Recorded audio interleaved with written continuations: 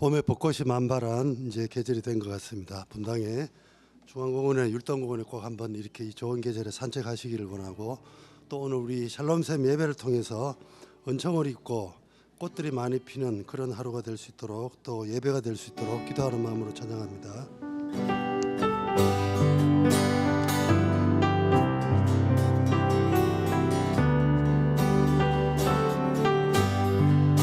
내 영혼이 은총 입어 중한 죄지 벗고 보니 슬픈 많은 이 세상도 천국으로 하노라.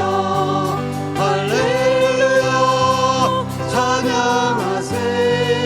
내 모든 죄 사함받고 주 예수와 동행하니 그 어린아 하늘나라 주의 얼굴 뵙기 전에 멀리 뵙던 하늘나라 내 맘속에 이루어지니 날로 가깝도다.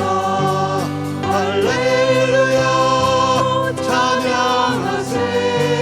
내 모든 죄 사함받고 주 예수와 동행하니 그 어린아 하늘나라 높은 산이 거친 들이 조망이나 궁궐이나 내 주 예수 오신 곳이 그 어디나 하늘나라. 할렐루야 찬양하세. 내 모든 죄 사함받고 주 예수와 동행하니 그 어린아 하늘나라.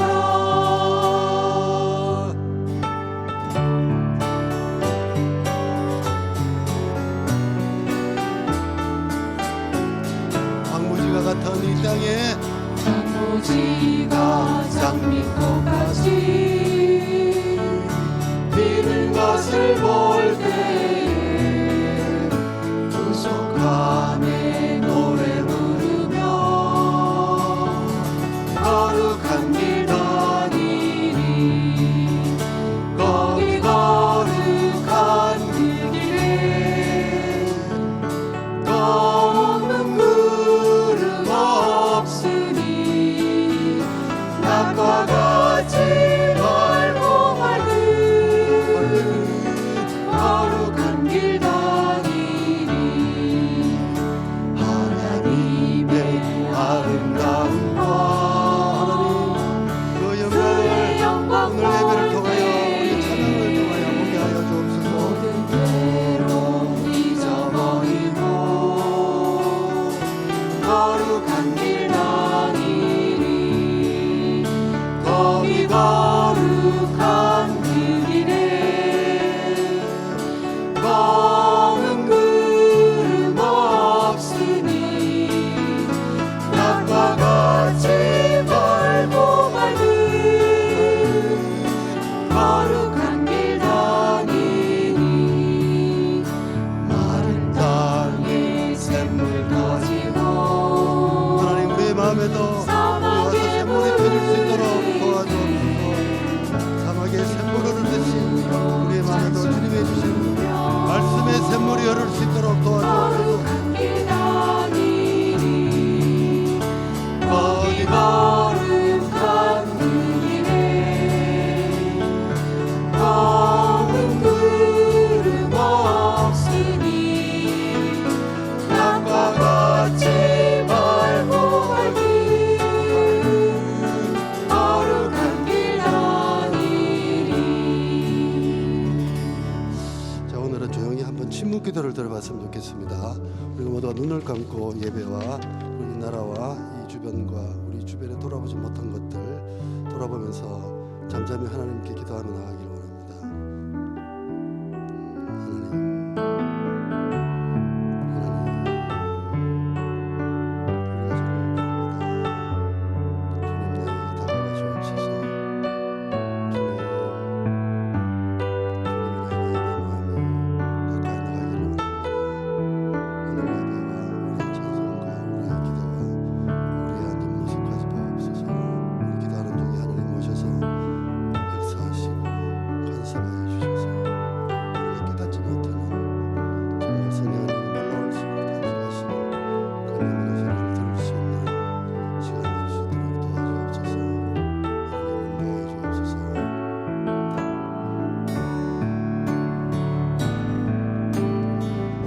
화려하지 않아도 정결하게 사는 삶, 가진 것이 적어도 감사하며 사는 삶, 내게 주신 작은 일 나눠주며 사는 삶, 이것이 나의 삶의 나에게 주신 이 행복을 만끽하게 하옵소서. 눈물 날 일 많지만 기도할 수 있는 것, 억울한 일 많으나 주를 위해 참는 것, 비록 짧은 작은 삶 주 뜻대로 사는 것, 이것이 나의 삶의 행복이라오. 이것이 행복이라오. 세상은 알 수 없는 물밀듯이 밀려올 수 있도록 도와주옵소서. 그 선물을 이 시간 받기를 원하나이다. 하나님의 자녀로 살아갈 수 있는 이 행복을 하나님의 자녀로 살아가는 것, 이것이 행복이라오. 이것이 행복이라오. 이것이 행복이라오. 세상은 알 수 없는 하나님 선물, 이것이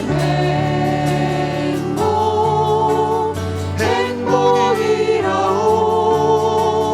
하나님의 자녀로 살아가는 것, 이것이 행복이라오. 우리 목소리로만 이것이 행복이라오.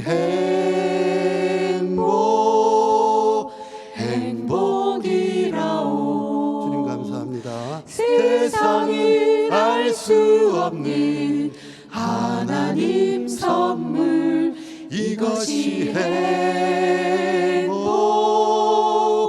행복이라오. 하나님의 자녀로 살아가는 것, 이것이 행복이라오.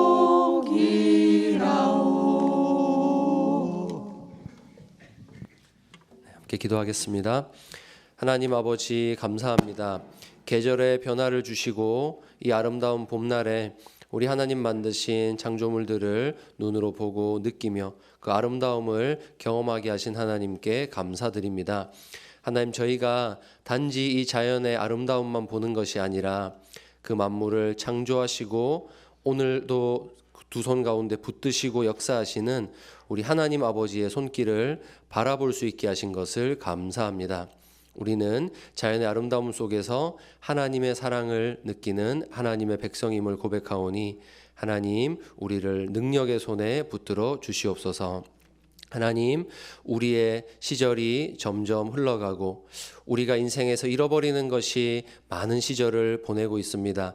그러나 하나님, 우리가 봄날에 활짝 피는 꽃을 보면서 우리의 마지막 날에도 그렇게 우리의 생명을 꽃피게 하시고 열매 맺게 하실 하나님을 바라보니 이 땅에 사는 모든 날 동안에 믿음으로 이 길을 걸어가는 우리 귀한 샬롬샘 어른들 되게 하여 주시옵소서.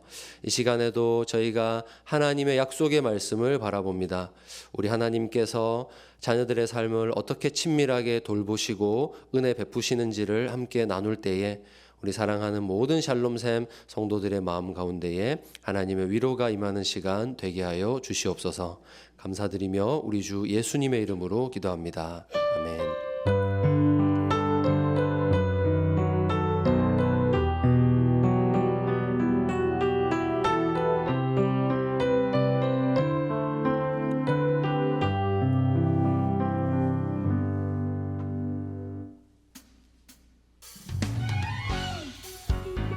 (4월 10일) 샬롬샘 소식입니다.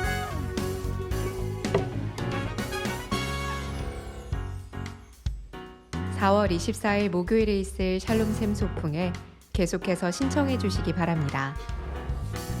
샬롬샘 홈케어 서비스 신청을 받습니다. 항목은 침대 매트리스, 소파, 욕실, 에어컨이며 양식에 따라 목장별로 신청해 주시기 바랍니다. 한 목장, 한 영혼 세례주기에 참여하실 목장은 로비에 비치된 양식에 따라 VIP 명단을 제출해 주시기 바랍니다.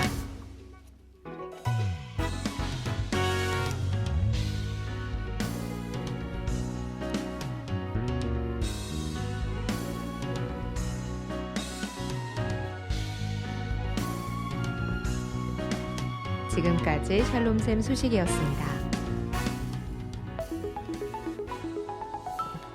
네, 몇 가지 추가 광고 드리겠습니다. 한 목장 한 영혼 세례주기 제가 깜빡했는데 우리 샬롬샘도 할 수 있습니다. 그래서 목장에서 혹시 VIP가 있으시다면 명단 적어주시고요. 이것은 우리 목자님들 가져가신 출석부에 끼워져 있습니다. 그래서 양식에 따라 작성을 해주시면 감사하겠습니다. 그리고 간증문을 공모합니다.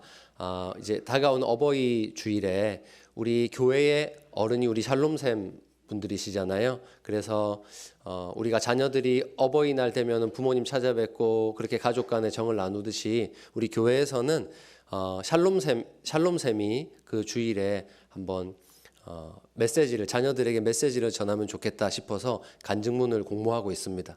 그래서 여러분께서 자녀의 입장에서 부모님께 드리고 싶은 말도 괜찮고요.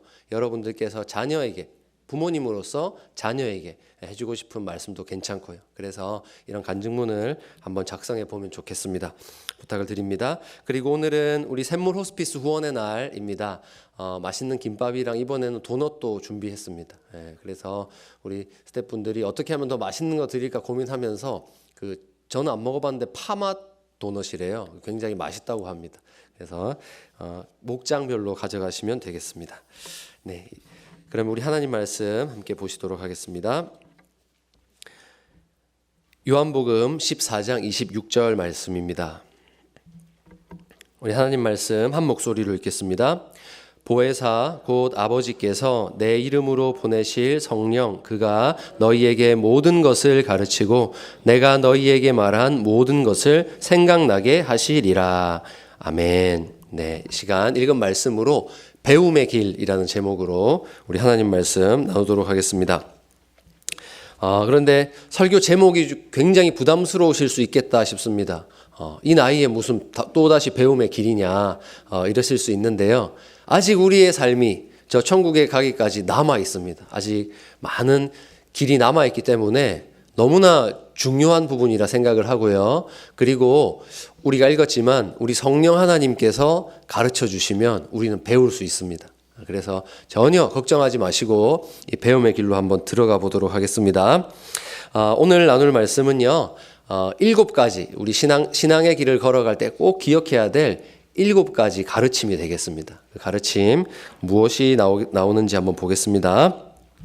자, 지난주에 크리스천이 열심히 앞만 보고 걸어서 선의를 만나게 됩니다. 그렇죠? 문을 드디어 그 좁은 문을 만나서 두드리니까 그 안에서 선의가 나왔죠. 우리 주님이시죠. 선의가 환영해 주었습니다. 환영해 주시고 그리고 또 계속해서 걸어야 될 길이 있다고 했죠.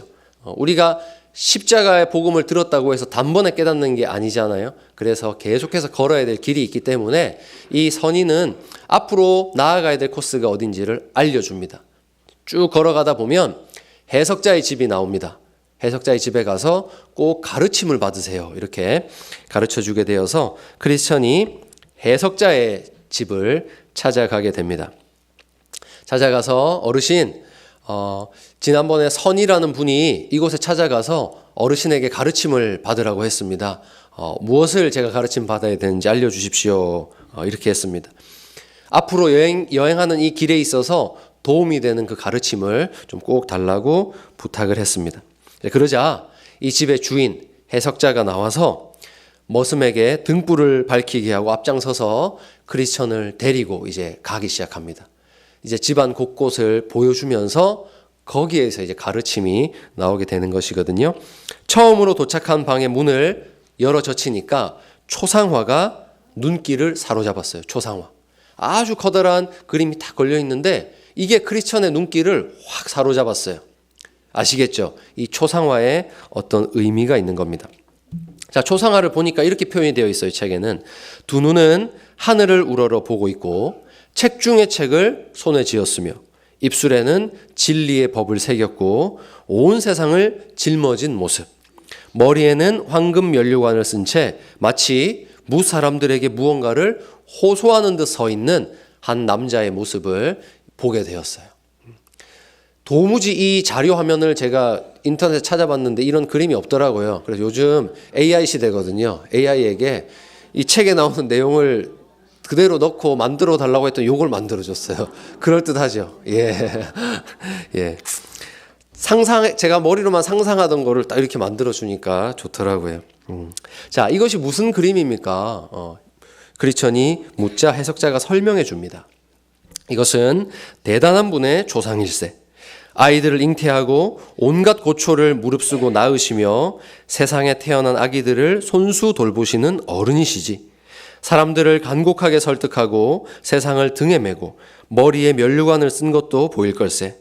어떻게든 주인을 섬기려는 사랑을 품은 까닭에 세상이 제시하는 것들을 거절하고 경멸하면 장차 다가올 세상에서 영광스러운 상급을 받게 된다는 걸 가르쳐주는 장면이지.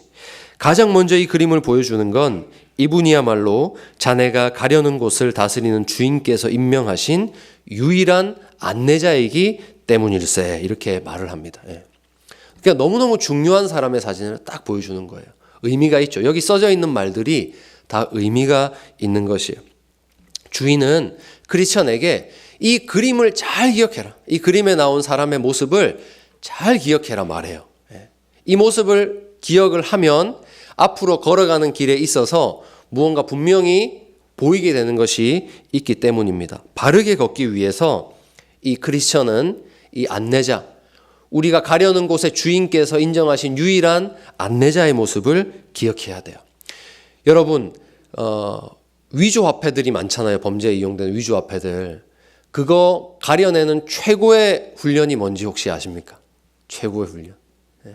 워낙 기술이 발달해서요. 불법도 너무 기술이 발달해서 새롭게 나오는 그 위조 지폐들은 또 새로운 기술이 적용되어서 그 기술 따라가기가 힘들대요. 그런데 그걸 감별하는 사람이 하는 훈련은요. 진짜 화폐, 진짜 화폐를 수도 없이 보고 만지고 심지어 맛도 본대요. 그러니까 오감을 다 사용한대요. 찾아보니까 이분이 우리나라 최초로 외화까지 감별할 수 있는 최초의 감별사라고 하시더라고요. 이분은 오감을 사용한대요. 오감을. 냄새도 맡아보고 톡톡 쳐서 촉각을 가지고 톡톡 치면 또 그 지폐의 그 뻣뻣함, 그 강도가 또 다르대요. 쳐보기도 하고 또 맛을 보기도 한대요. 심지어 지폐의 맛을 볼 정도. 그 정도로 하면은 이게 딱 보는 순간 이분들은 안 돼요. 이게 진짜인지 가짜인지. 그만큼 진짜를 잘 봐야 되거든요. 초상화의 의미가 그런 것이에요. 초상화. 우리가 천국으로 가기 위해서 이제 안내자들을 많이 만나게 되는데 그 안내자의 모습이 어떠해야 되냐면 초상화 같아야 되는 거예요. 저 초상화 같은 모습을 갖고 있는 사람과 교제하고 따라가야 우리가 올바른 방향으로 갈 수 있다. 이 의미를 지금 이 첫 번째 방에서 가르쳐 주는 것입니다. 크리스천이 이 좁은 길을 걸으면서 마음에 깊이 새겨두고 이 그림과 같은 사람인가 아닌가를 계속해서 살펴야 되는 존재, 이 초상화는 바로 사역자입니다. 이것은 앞에 너무 거창하게 표현했죠. 뭐 대단한 어른일세, 뭐 세상을 짊어지고, 이것은 사역자를 뭐 높이려고 포장하려고 이런 말을 하는 것이 아니고요.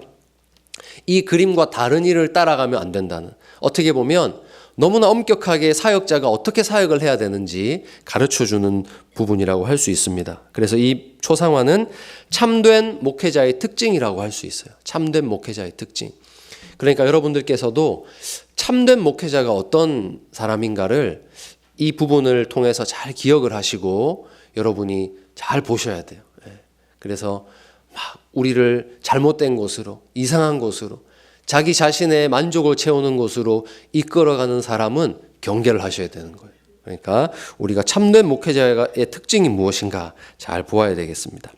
자, 이 책을 쓴 존 버년이 7가지의 중요한 메시지 가운데서 왜 이것을 첫 번째 메시지로 주었을까 한번 생각해 볼 때요, 아마 그 저자가 살았던 시대에 저자가 느꼈던 아픔이 나오지 않았을까 추측을 해봐요. 그 시대에 정말로 거짓 사역자들이 많았기 때문에, 정말 주님께로 성도들을 인도하지 않고 잘못된 교리로, 잘못된 말씀으로 성도들을 어렵게 하는 그런 사람들이 많았기 때문에 이 첫 번째 메시지로 이 참된 목회자의 특징을 꼽은 게 아닌가 추측을 해봅니다.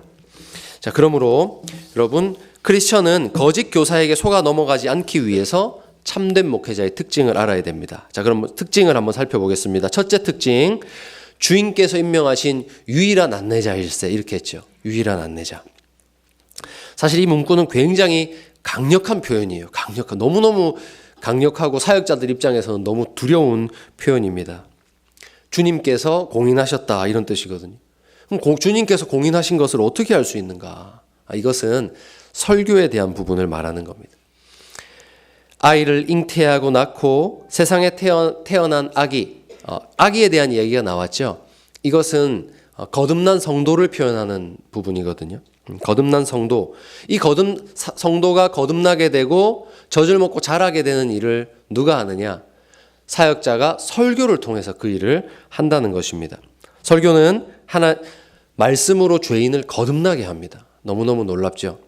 그런데 이 유일한 안내자가 그 일에 사용해야 할 유일한 원천이 있어요. 그게 뭐냐면 바로 성경이에요. 성경. 잉태하고 낳고 돌보는 일은 목회자의 능력에서 나오는 것이 아닙니다.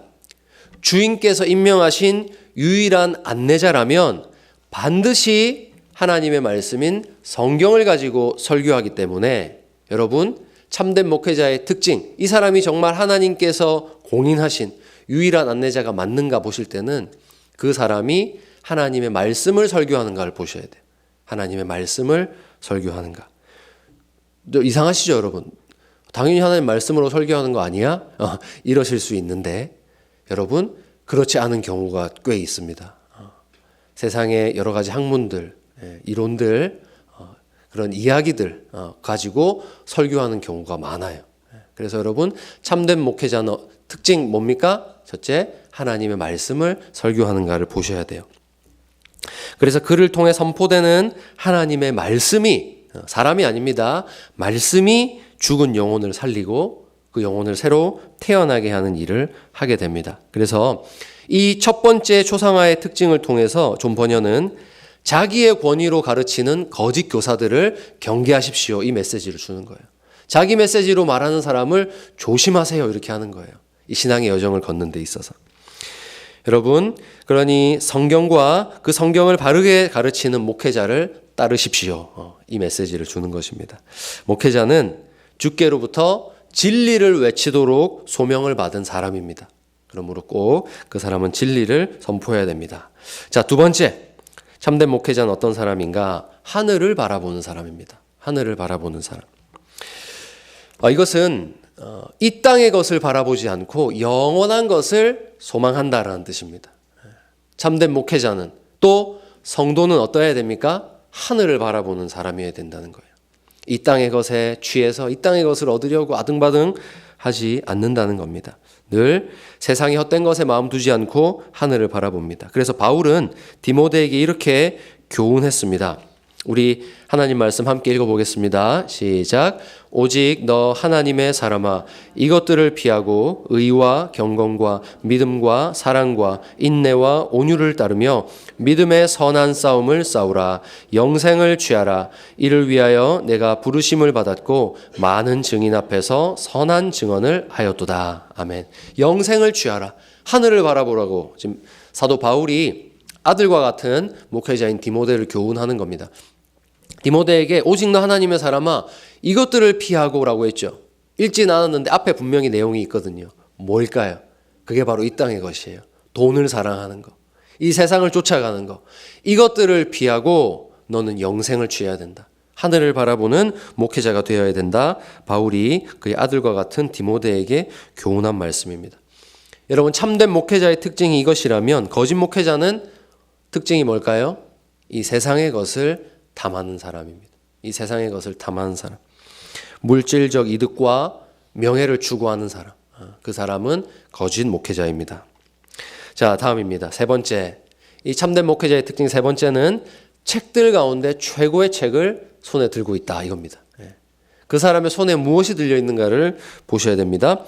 참된 목회자는 어떤 사람인가? 성경의 권위에 순종하고 그것을 가르치는 자입니다. 먼저 뭐가 나왔죠? 성경의 권위에 순종하고 그것을 가르치는 자입니다. 목회자가 하나님 말씀에 자기는 순종하지 않으면서 가르치면 될까요? 안 될까요? 안 되는 거예요. 이상한 일이죠. 그런데 참 이것도 너무 당연해 보이는 일인데요. 너무나 중요한 일입니다. 여러분, 이것은 여러분이 사실 제가 전하면서도 너무 부담스러워요. 너무 부담스럽고 두려운 말씀이에요. 그러나 참 중요한 메시지인 것 같아요. 나는 이 말씀을 전하는 나는 하나님의 말씀에 순종하고 있는가? 사실 너무 두렵고 떨리고 참 힘들 때가 많거든요. 그렇게 살지 못해서. 그런데 분명한 방향은 우리가 알아야 되겠죠. 말씀을 전하는 자는 가장 먼저 그 말씀에 순종하는 사람이 돼야 돼요. 목회자는 하나님의 말씀에 순종하는 본을 보이는 사람이 되어야 됩니다. 성도님들이 보실 때에 이 말씀에 이렇게 순종하는 삶을 사는 것이구나, 헷갈리시지 않도록 보여주는 그런 아주 무거운 책임을 받았다는 것을 이 책들 가운데 최고의 책을 들고 있는 모습이 가르쳐주고 있습니다. 자기가 먼저 적용하고 이 말씀을 성도님들에게만 이렇게 하십시오 하는 게 아니라 자기가 먼저 삶에 적용하고 치열하게 순종해보고 그렇게 전해야 합니다. 그러니 참된 목회자는 그 안에 하나님의 말씀이 풍성히 거해야 됩니다. 그래서 말씀을 붙들고 읽고 연구하는 수고를 하는 사람이 참된 목회자입니다. 그래서 이 목회자가 말씀 연구하는데 게으르다면 어떻게 되겠습니까, 여러분? 하나님의 양떼들이 잘못된 길로 가는 그런 일들이 벌어지게 되는 겁니다. 그래서 거짓 교사의 특징은 무엇인가? 성도를 말씀에 무지하게 만드는 거예요. 말씀에 무지하게.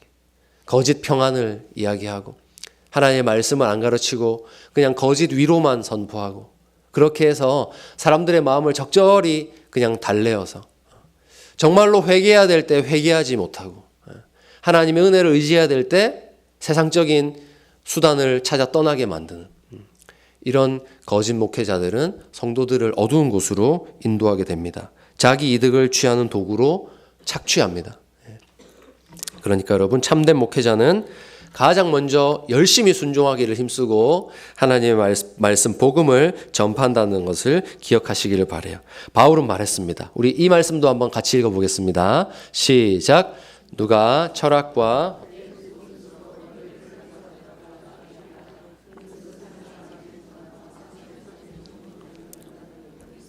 나는 아니니라. 아멘. 네. 바울이 무엇을 경계하라고 합니까? 헛된 철학을 경계하라는 거예요. 하나님의 그 순수한 말씀, 복음을 선포하지 않고 그 복음의 세상 철학, 여러 가지 이론들, 사회학, 심리학, 요즘은 경영학도 다양한 분야의 학문들이 나오잖아요, 설교단에서. 그것이 설교의 예화로 사용되고 할 수는 있지만 여러분, 그것이 우리가 살아야 되는 삶의 본질이 될 수는 없거든요. 우리가 걸어야 될 길이 될 수는 없거든요. 그것입니다. 참된 목회자는 정말 순수한 복음을 선포합니다. 그런데 어려움이 있어요.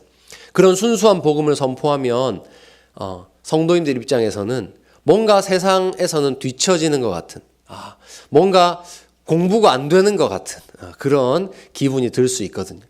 왠지 이런 세상의 학문을 적절히 섞어서 뭐 유명한 철학자들 막 언급하고 유명한 새로 나온 책들 언급하고 이렇게 하면 뭔가 신선하고 새로운 걸 배우는 것 같고 이것이 잘하는 것이다 생각할 수 있는데요.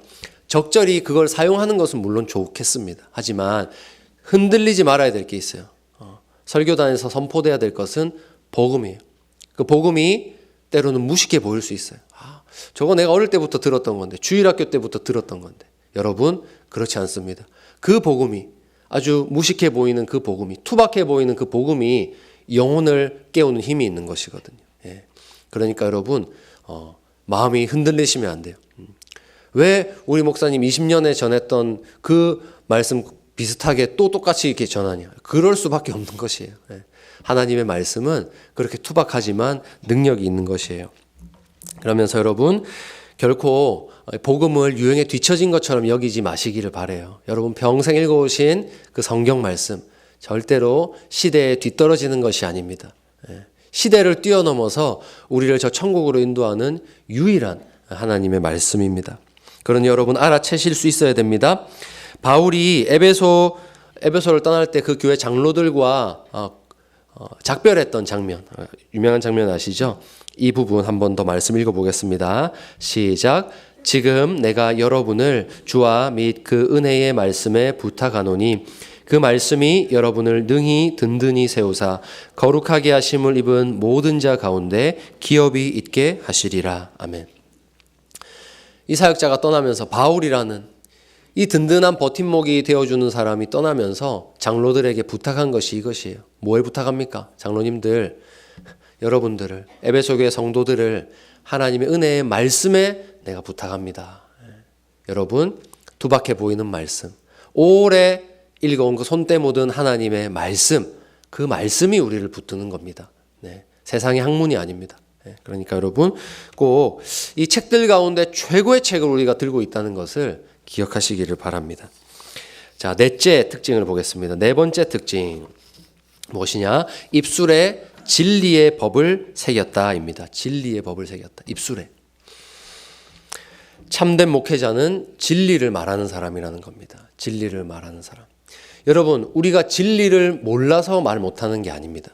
진리를 말하기 힘든 이유가 무엇일까요? 우리가 진리를 말하기 힘든 이유. 그것이 사람을 불편하게 만들기 때문이에요. 진리를 말했을 때 불편해할 사람이 너무 많거든요. 사람들이 진리를 몰라서 잘못된 길을 가는 게 아니잖아요. 진리보다 자기의 유익이 따르는 길이 더 좋아 보이기 때문에 한쪽 눈을 감고 진리를 제쳐두고 많은 사람들이 그 길을 떠나는 것이지 않습니까? 그러다 보니까 세상에 이 빛이 되는 하나님의 말씀, 진리를 선포할 때는요, 불편함이 따라요. 왜 너만 똑똑하냐? 너만 의롭냐? 이런 것부터 시작해서 진리를 말할 때 감수해야 될 불편함이 많습니다. 그런데 참된 목회자는 어떤 사람이라고 합니까? 진리를 말하는 사람입니다. 그 입술에 새긴 진리를 말하는 사람입니다. 그래서 사도행전 20장 27절에도 보시면 사도 바울이 자신 있게 이 부분 말하게 됩니다. 이는 내가 꺼리지 않고 하나님의 뜻을 내가 여러분에게 다 전했습니다. 이렇게 말해요. 자부해요, 바울은. 바울은 그 부분에 있어서 정말 하나님 앞에 정직하고 신실한 사역자였던 것 같아요. 부끄러움 없이 나는 하나님의 말씀을 다 담대하게 다 전했습니다.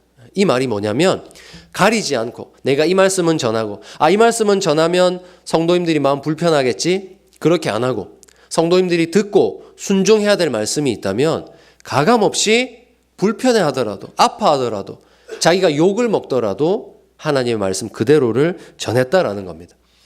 그래서 여러분 바울이 썼던 성경, 특별히 고린도전서 이런 부분 보시면 깜짝깜짝 놀라지 않습니까, 여러분? 어떻게 교회에서 이런 일이 일어나지?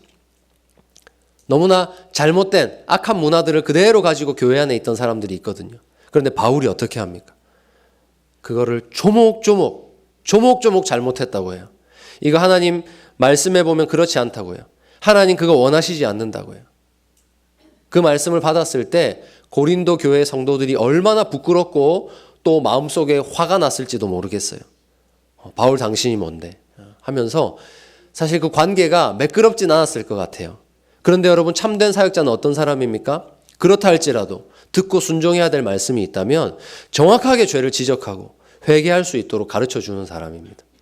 그것이 정말로 하나님 앞에서 생명을 얻는 길이기 때문입니다. 바울은 확신했습니다. 고린도전서 15장 58절에 그러므로 내 사랑하는 형제들아 견실하며 흔들리지 말고 항상 주의 일에 더욱 힘쓰는 자들이 되라. 이는 너희 수고가 주 안에서 헛되지 않은 줄을 알미라. 바울은요, 이 수고가 헛되지 않을 줄 알았어요. 진리를 따라서 내가 불편하지만 말씀을 들었을 때 진리를 따라서 순종하는 삶이 결코 헛되지 않다라는 것을 알았습니다. 여러분, 참된 목회자는 어떤 사람입니까? 성실하게 자기의 길을 가는 사람입니다. 때로는 비난을 받더라도, 성도님들이 불편한다 할지라도, 전해야 될 말씀이 있으면, 하나님 원하신다면 그것을 가감없이 전할 수 있는 사람. 적당히 눈치 보고 자기의 인기를 위해서 해야 될 말을 묻어두는 사람이 아니고 그 말을 가감없이 하는 사람입니다. 그러니 묵묵하게 우직하게 그 길을 가는 사람이 참된 사역자입니다. 자, 마지막이 아니죠. 다섯 번째입니다. 다섯 번째. 자, 다섯 번째는 뭐냐면 사람들에게 호소하는 듯 하고 있대요. 사람들에게 호소하는 듯. 이것은 참된 목회자에게는 영혼에 대한 간절함이 있다는 겁니다. 영혼을 볼 때 숫자로 보지 않고요. 너무나 귀한 하나의 세상으로 보는 거예요. 하나님께서 창조하신 하나님의 형상으로 보고 영혼에 대한 간절함이 있는 거예요. 그래서 마음속에 복음을 전할 때, 목회할 때, 성도들을 돌볼 때에 그 마음에 그런 간절함이 묻어나는 것이죠. 그런 사람이 참된 목회자라고 합니다. 왜 사람들에게 호소할까요? 참된 길로 돌아오지 않기 때문이겠죠. 그래서 낮은 자세가 되고 호소하면서 제발 돌아오십시오. 이 길로 가십시오.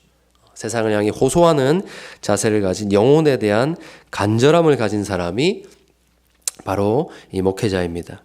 죄에 빠진 사람, 시험에 든 사람 완고하거든요. 완고하거든요. 그렇기 때문에 참된 목회자는 이 완고함을 깨트리기 위해서 호소합니다. 끊임없이 찾아갑니다. 영혼을 붙드는 것이죠.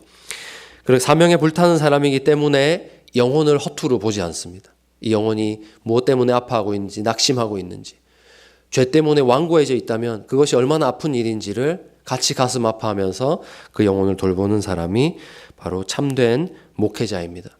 그래서 100마디 말보다 정말로 영혼을 소중하게 여기는 그 참된 목회자의 눈빛, 그 손을 맞잡고 한번 하는 기도, 그런 것들이 가슴에 와닿는 이유가 그런 간절함이 느껴져서인 것 같아요. 아무리 대단한 신학적인 논리를 펼친다고 완고한 영혼이 돌아오지 않거든요. 정말 영혼을 사랑하는 마음이 깊이 느껴질 때 사람은 돌이키더라고요. 제가 여러분들에게서 그런 예화를 제가 많이 들었어요. 여러분이 회심하신 이야기에도 그런 참된 목회자들이 있더라고요. 그래서 여러분, 영혼을 사랑하는 간절함이 참된 목회자에게 있어야 합니다. 자, 여섯 번째 보겠습니다. 여섯 번째, 머리에는 면류관이 있습니다. 이 면류관은 무엇인가? 디모데 후서 4장 7절과 8절의 묘사입니다. 우리 한번 읽어보겠습니다. 시작. 나는 선한 싸움을 싸우고 나의 달려갈 길을 마치고 믿음을 지켰으니 이제 후로는 나를 위하여 의의 면류관이 예비되었으므로 주 곧 의로우신 재판장이 그날에 내게 주실 것이며 내게만 아니라 주의 나타나심을 사모하는 모든 자에게도니라. 아멘. 참된 사역자였던 바울은요, 자기의 수고가 이렇게 헛되지 않을 줄을 확신했습니다. 묵묵하게 우직하게 이 길을 걸어갈 수 있었습니다. 여러분, 자신의 길에서 흔들리지 않는 사역자, 그 사람이 참된 사역자입니다. 칭찬받지 못해도, 때론 비난을 받아도 우직하게 하나님께서 맡기신 길을 걸어가는 사람, 그 자리를 지키는 사람, 그 사람이 참된 사역자입니다. 마지막 일곱 번째입니다. 아이를 잉태하고 낳으며 기르는 사람입니다. 아이를 잉태하고 낳으며 기른다. 이래놓고 남자 얼굴이 나오니까 좀 이상하시죠. 예. 아이를 잉태하고 낳으며 기른다. 이것은 이 말씀입니다. 우리 고린도전서 4장 15절 한번 보겠습니다. 시작. 그리스도 안에서 1만 스승이 있으되 아버지는 많지 아니하니 그리스도 예수 안에서 내가 복음으로써 너희를 낳았음이라. 아멘. 이제 바울이 고백하는 것이거든요. 자, 영혼이 어떻게 태어나는 겁니까? 어떻게 낳습니까? 복음으로. 복음으로. 사역자가 복음을 전파함으로 말미암아 영혼이 새롭게 되는 사역을 한다는 것을 알려줍니다. 사역자는 뭐 하는 사람입니까? 복음을 전해서 영혼을 낳는 사람입니다. 죄인이 새 사람으로서 하나님 나라에 태어나게 하는 그 귀한 사역을 감당하는 것이 사역자입니다. 영혼이 회심하는 과정에서 성령님께서 어떻게 역사하시는지를 잘 아는 사람. 그래서 지금 이 영혼에게 무엇이 필요한지를 잘 알고 섬길 수 있는 사람이 사역자입니다. 은혜의 수단인 복음, 은혜의 수단, 복음을 잘 사용해서, 적절히 사용해서 상처받고 낙심하여 있는 성도를 세우고, 이 말씀을 통해서 젖을 먹이고, 아이였던 성도가 장성한 분량에까지 자랄 수 있도록 하는 사람, 그 사람이 참된 사역자입니다. 그래서 사역자가 하는 일, 영혼을 낳는 것으로 이렇게 바울이 표현했습니다. 그래서 갈라디아서 4장 19절에 보시면 또 바울이요, 남자로서 이렇게 표현해요. 해산의 고통을 내가 했다. 해산의 고통. 남자가 참 이런 표현 막 하는 게 이상하죠. 그러나 이것이 영적인 표현인 겁니다. 한 명의 성도를 낳는 것이에요. 복음으로. 내가 여러분들을 바라보고 사역하면서 내가 해산의 고통을 감수했습니다. 이렇게 말하는 거예요. 여러분, 영혼이 거듭나는 일이 쉬운 일이 아니잖아요. 한 영혼이 자기가 우상으로, 자기 자신을 우상으로 섬기던 사람이 그 자리를 내려놓고 그 자리에 예수님을 왕으로 모시는 일, 보통 일이 아니거든요. 세상에서 가장 어려운 일이거든요. 근데 그 일을 위해서 바울은 참고 견디며 끊임없이 섬기고 하나님의 말씀을 전파했다. 그것을 해산의 수고를 겪었다. 이렇게 감히 말하고 있습니다. 여러분, 한 영혼이 태어나고 자라는데 필요한 수고를 하는 사람, 영적인 부모의 역할을 하는 사람, 그 사람이 참된 목회자입니다. 요즘 시대에는 제가 그런 것을 잘 듣고 이렇게 와닿지 않는데요. 잘 이제 그런 이야기를 못 듣는데요. 저희 부모님 그리고 조부모님 세대에서는 그 교회의 목회자를 되게 영적인 아버지로 여기셨던 분들이 많았던 것 같아요. 저희 어머니도 그러셨거든요.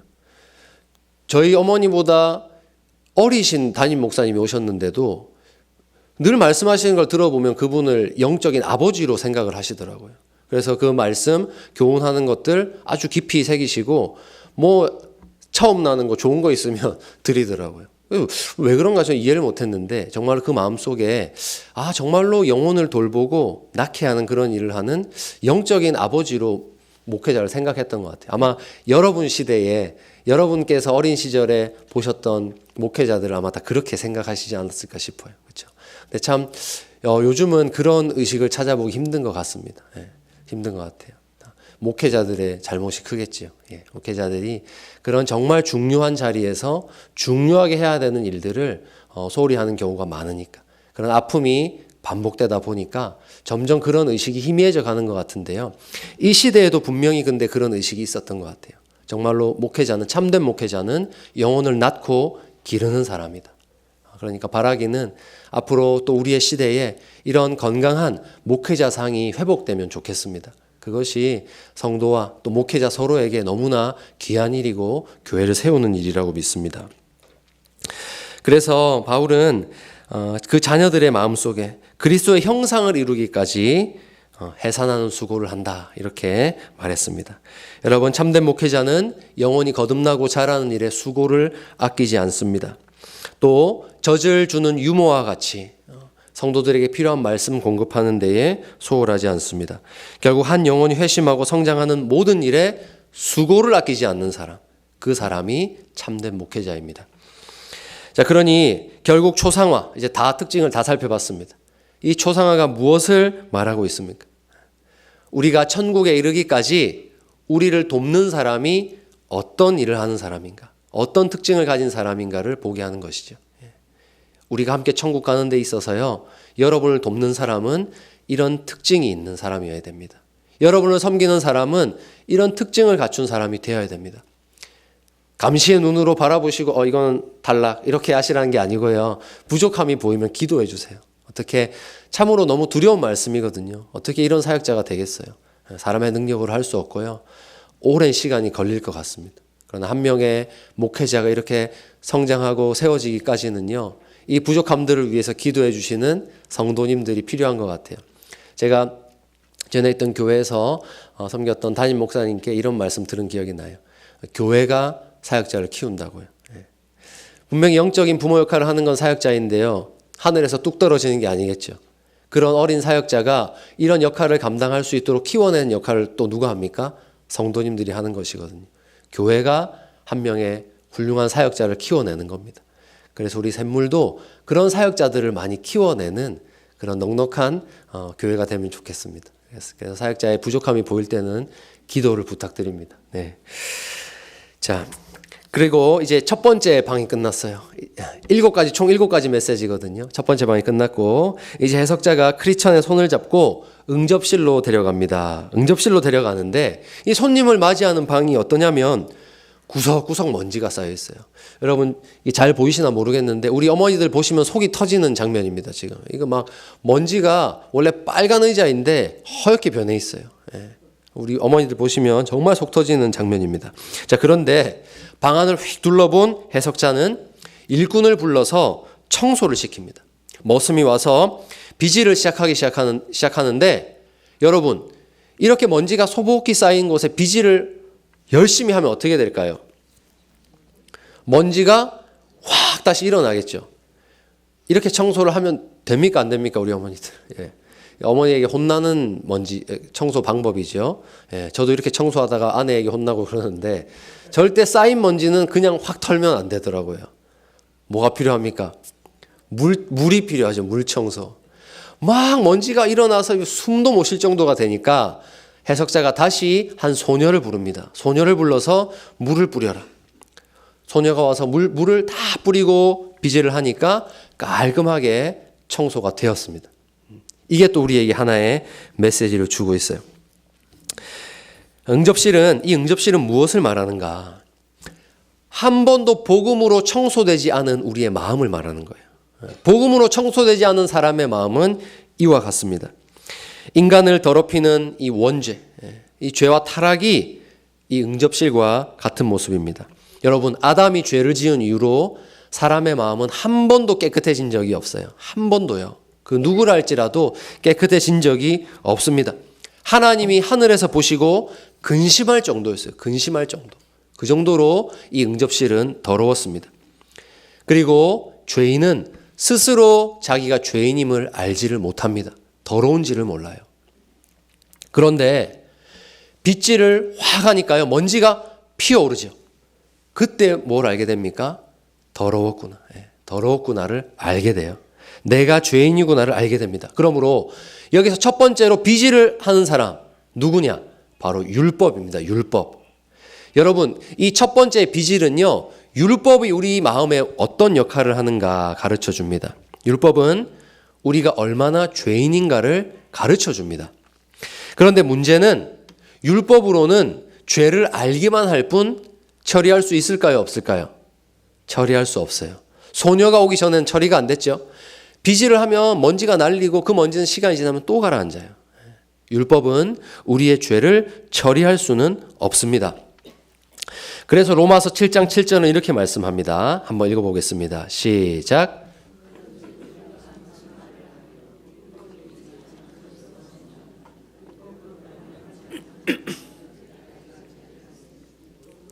탐내지 말라 하지 아니하였더라면 내가 탐심을 알지 못하였으리라. 아멘.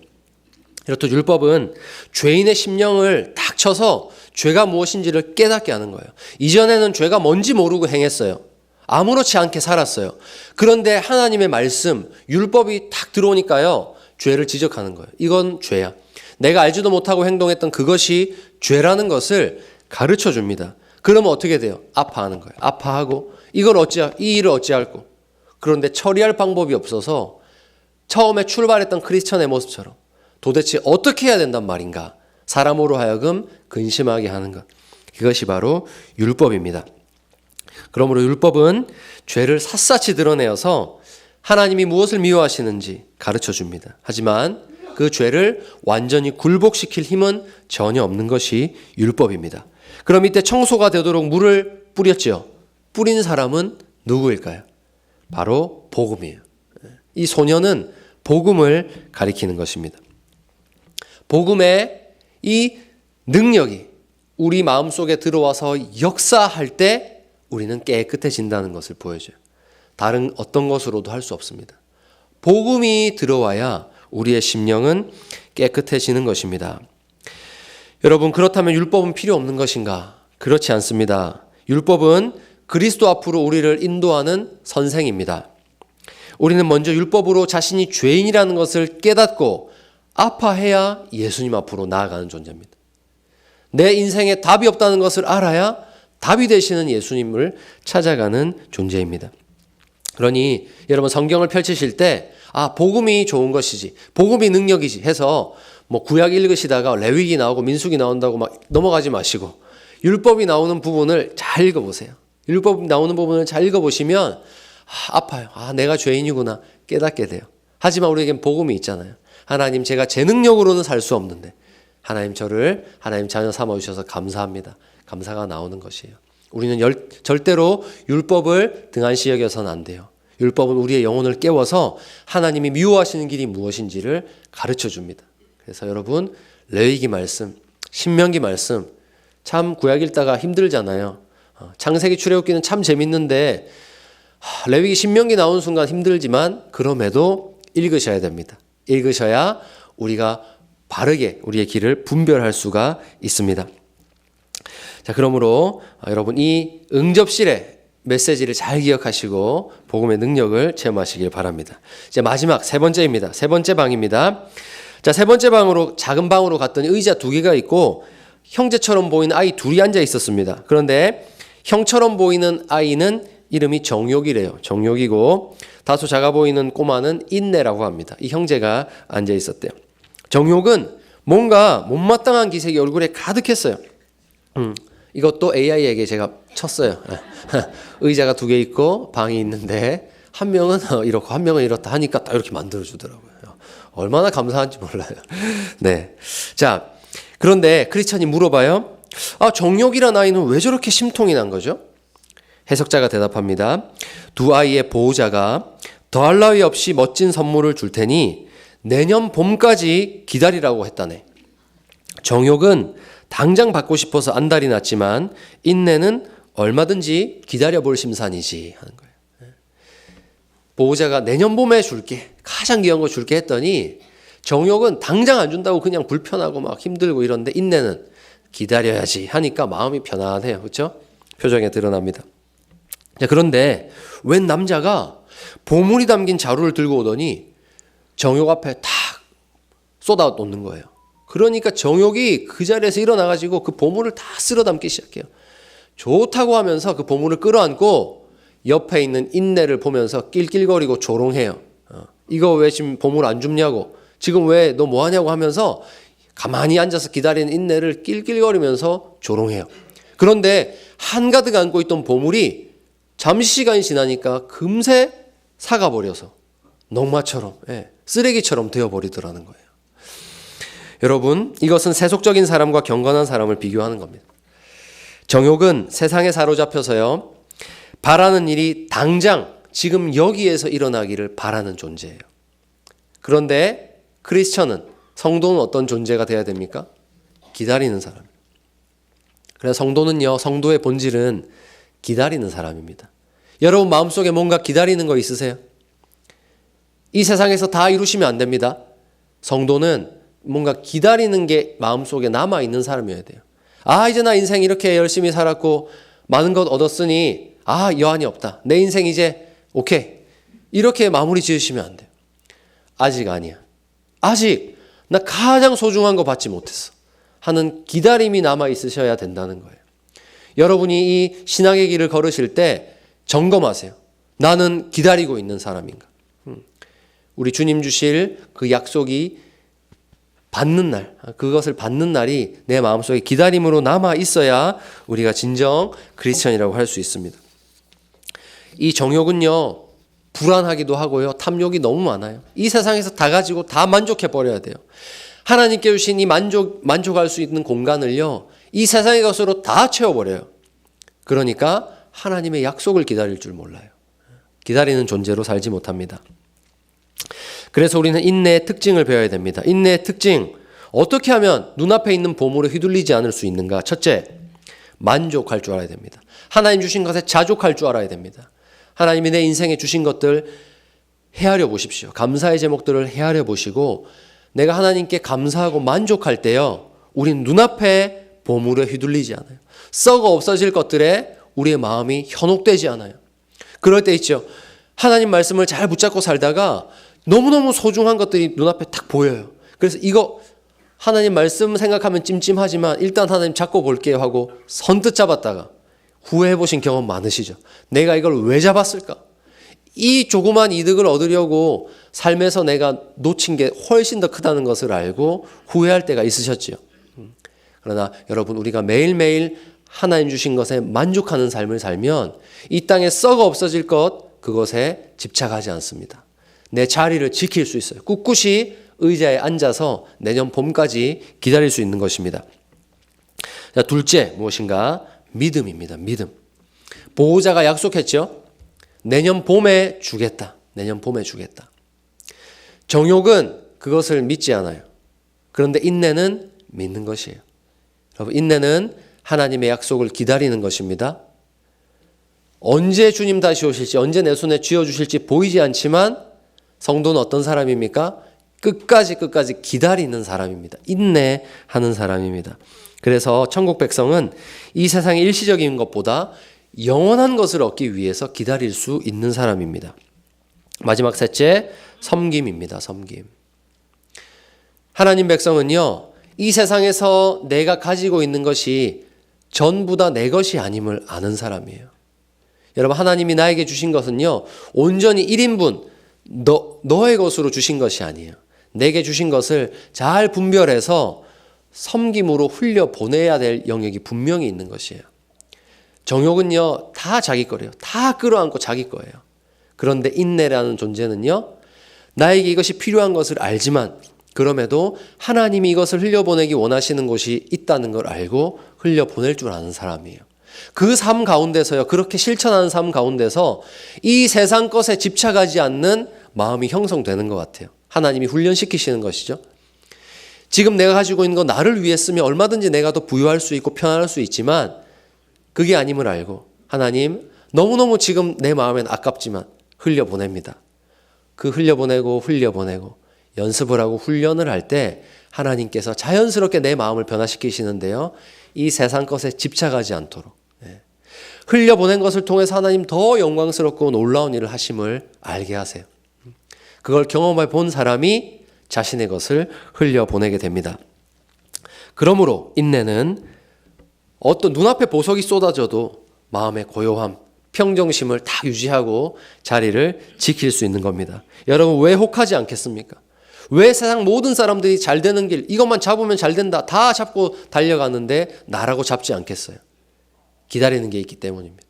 하나님 약속이 있기 때문에 우리는 기다릴 수 있습니다. 이제 마무리하겠습니다. 여러분, 참된 목회자가 어떤 사람인가? 그리고 어떻게 복음이 우리의 심령을 깨끗하게 하는가? 그리고 우리가 인내해야 되는 사람이다. 배웠습니다. 3가지 교훈을 우리가 얻었어요. 우리가 신앙의 길을 걸어가는 데 있어서 이 3가지를 잘 기억하시면 여러분 앞으로 걸어가시는 데 있어서 엄청나게 큰 위험들을 많이 피하실 수 있을 거예요.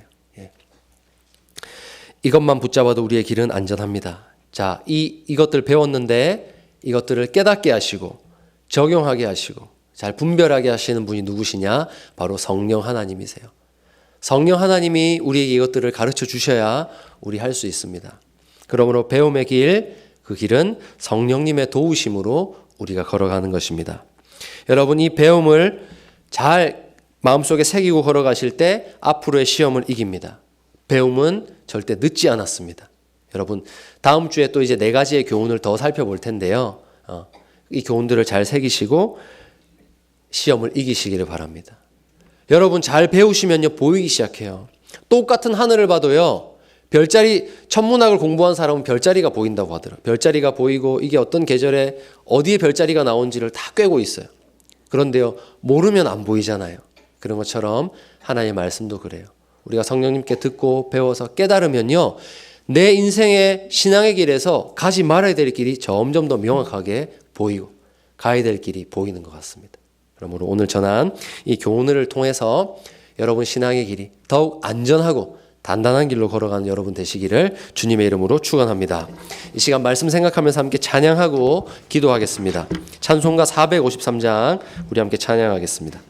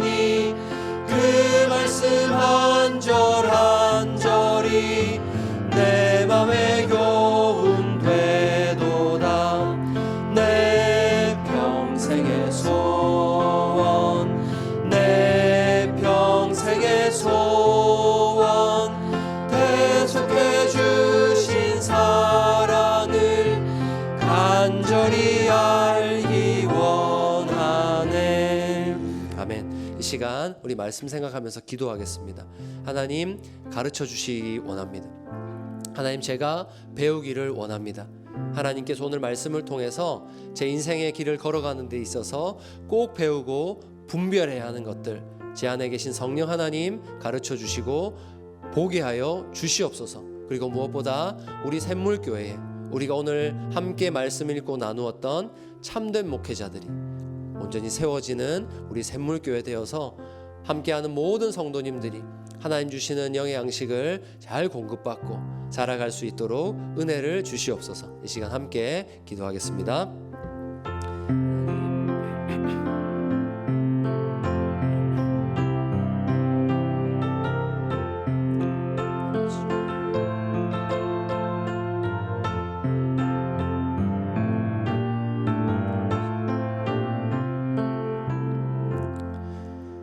하나님 아버지 감사합니다. 우리 샘물교회를 사랑하셔서 하나님께서 세우신 귀한 목사님 보내주시고 성심을 다해서 하나님의 양떼들을 돌보고 세우는 목회사역을 감당하게 하심을 감사합니다. 하나님 우리 담임 목사님의 목회를 통하여서 우리 샘물의 많은 영혼들이 영의 양식을 공급받게 하시고 살아나게 하시고 담대하고 건강한 하나님의 백성으로서 이 땅의 삶을 살아갈 수 있도록 은혜 베풀어 주시옵소서. 그 일을 돕는 모든 샘물의 사역자들 위에도 동일한 은혜를 주셔서 한 영혼 사랑하기를 배우고 영혼을 위해 수고하기를 아끼지 않는 귀한 사역자들로 세워질 수 있도록 하나님 은혜를 베풀어 주시옵소서. 하나님 또한 오늘 우리에게 주신 말씀을 붙잡고 저희가 인내하고 또 복음의 능력을 체험하기를 간절히 소원합니다. 하나님 주신 말씀 붙잡고 나아갈 때에 주의 말씀이 영혼을 변화시키고 자라게 하고 세워나감을 경험하는 저희 샬롬샘 되게 하여 주시옵소서. 그리고 우리 마음속에 언제나 가장 귀한 상급은 아직 받지 않았다는 믿음으로 우리 주님 다시 오실 그날을 기다림으로 살아가는 귀한 우리 어르신들 되게 하여 주시옵소서. 감사와 찬송을 드리며 우리 주 예수님의 이름으로 기도합니다. 아멘. 이제는 우리 구주 예수 그리스도의 은혜와 하나님의 사랑과 성령의 교통하심이 성령 하나님께로부터 가르침을 받고 우리 믿음의 길을 온전히 분별하며 바르게 걸어가기를 소원하는 사랑하는 모든 샬롬샘 성도들과 우리 샘물교회 위에 지금부터 영원토록 함께 있을지어다. 아멘.